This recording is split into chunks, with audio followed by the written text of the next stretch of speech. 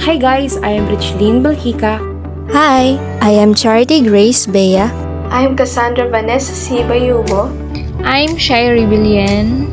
Hi, I am Jonabelle Joy Bello. And we are group number 3. And now we're going to tackle about stages of human development. So let's explore the various stages of life.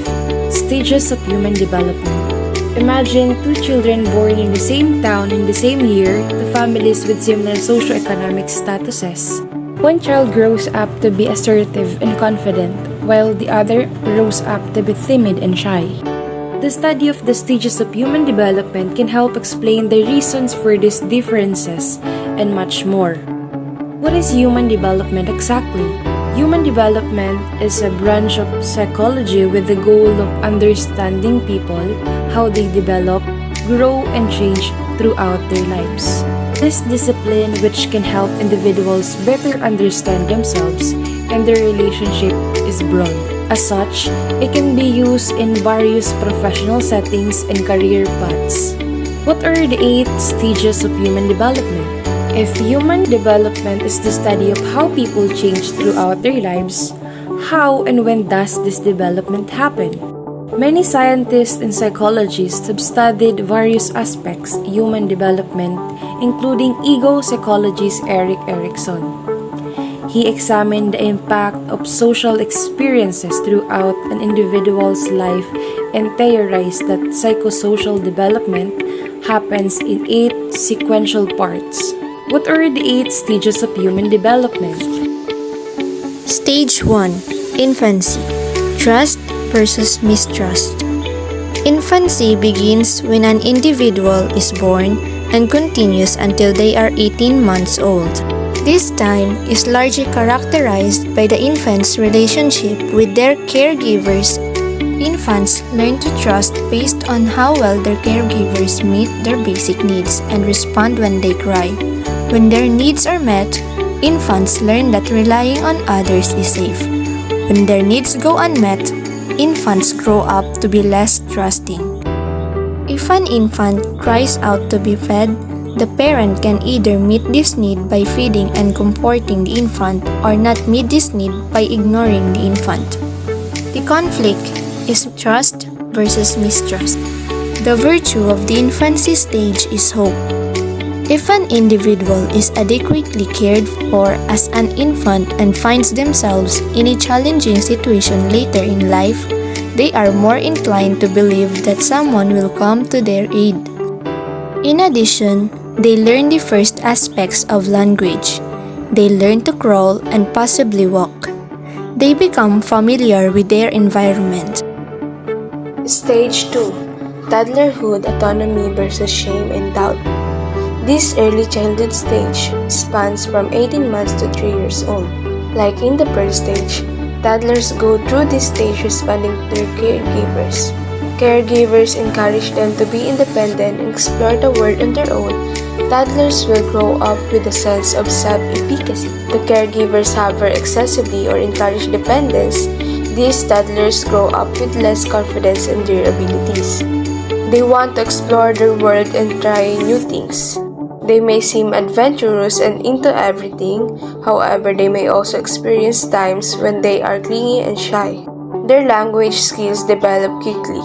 Reading to children is always important, particularly when they are developing language.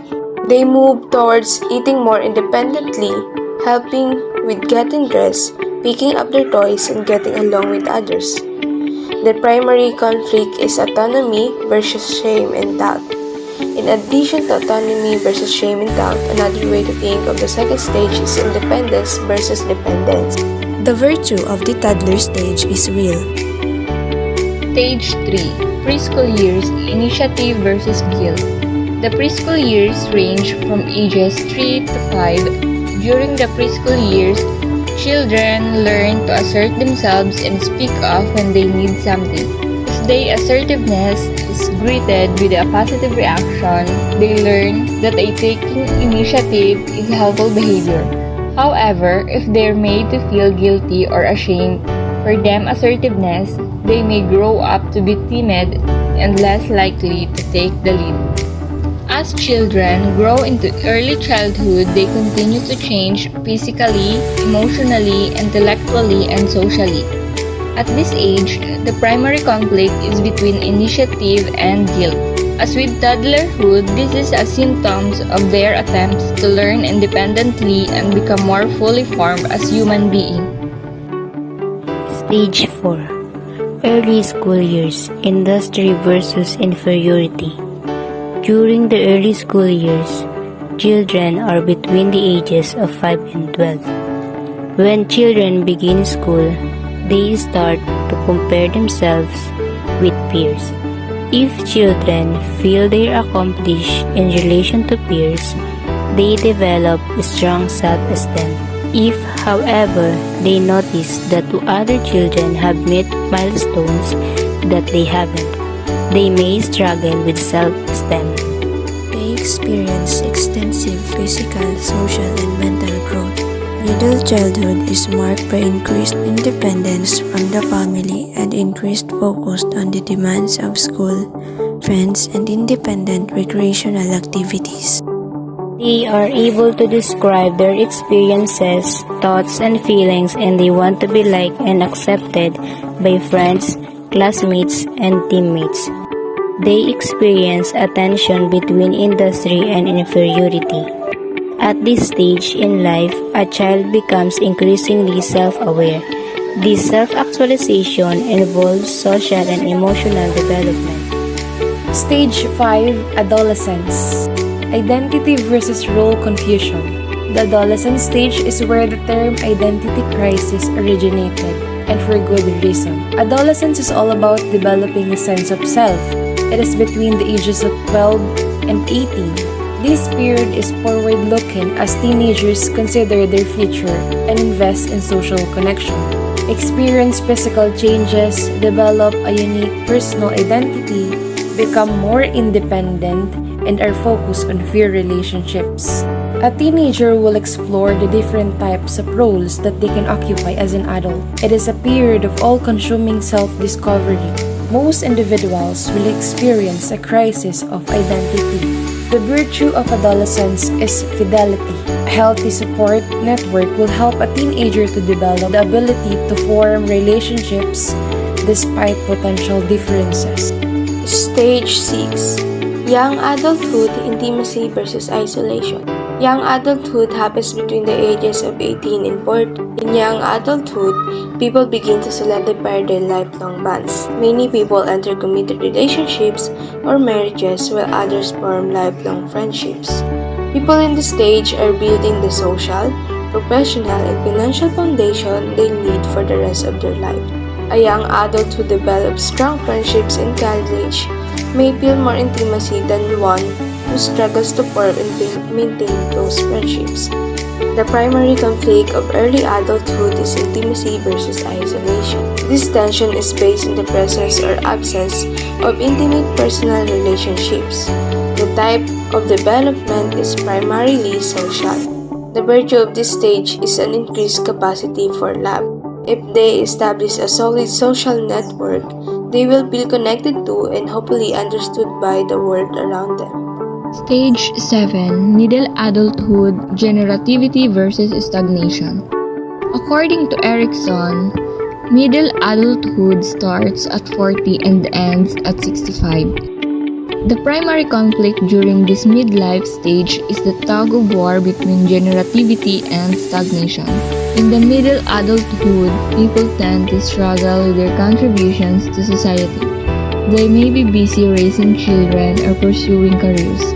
Those who feel that their contributing experience generativity, which is the sense of leaving a legacy. On the other hand, those who don't feel that their work or lives matter may experience feelings of stagnation. Generativity is an adult's choice to pass on what they have learned to younger generations. They will develop the virtue of care if they decide to be a positive and productive member of their community. Stage 8. Late adulthood, integrity versus despair. The 8th and final stage of life is late adulthood. This stage refers to any individual who is older than 65 years old. Late adulthood is a time of deep reflection and introspection. As adults reach the end of life, they look back on their lives and reflect. The primary conflict is between integrity and despair. Adults who feel fulfilled by their lives, either through a successful family or a meaningful career, reach ego integrity in which they can face aging and dying with peace. If older adults don't feel that they've lived a good life, they risk falling into despair. The virtue of this stage is wisdom. Erik Erikson's 8 stages of human development was tackled already. The key components of Erikson's model of human development include Stage 1, Infancy, Trust versus Mistrust. Stage 2, Toddlerhood, Autonomy versus Shame and Doubt. Stage 3, Preschool years, Initiative versus Guilt. Stage 4, Early school years, Industry versus Inferiority. Stage 5, Adolescence, Identity versus Role Confusion. Stage 6, Young Adulthood, Intimacy versus Isolation. Stage 7, Middle Adulthood, Generativity versus Stagnation. And Stage 8, Late Adulthood, Integrity versus Despair.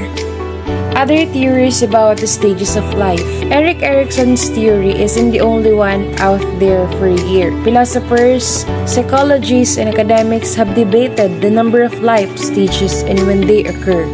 Jean Piaget's theory of cognitive development. While Erik Erikson proposes 8 stages of life, Jean Piaget proposes only 4. His theory looks at the nature of intelligence.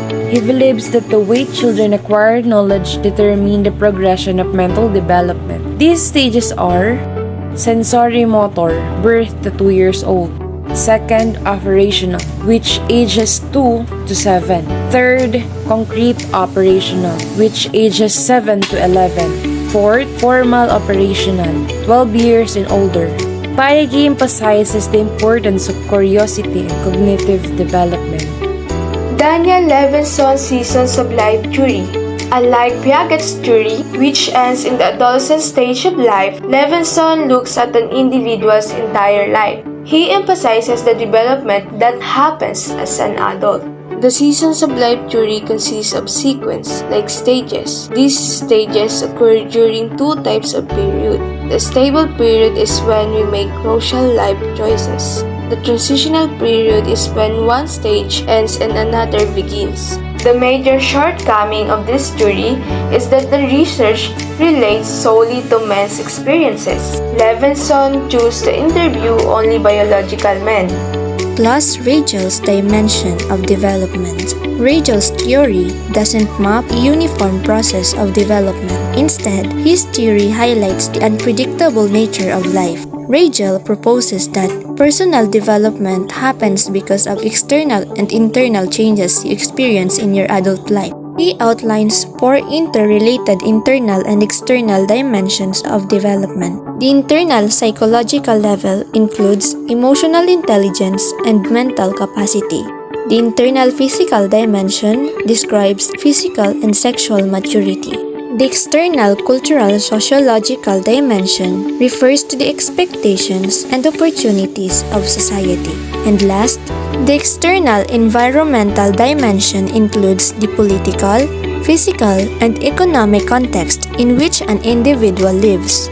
By understanding the stages of life and what each phase entails, you can develop your self-awareness. And with your self-awareness, you can live your life with purpose and intention. While there may be bumps along the road, the challenges we are faced with are opportunities to grow. Personal growth is not necessarily easy, but it is rewarding.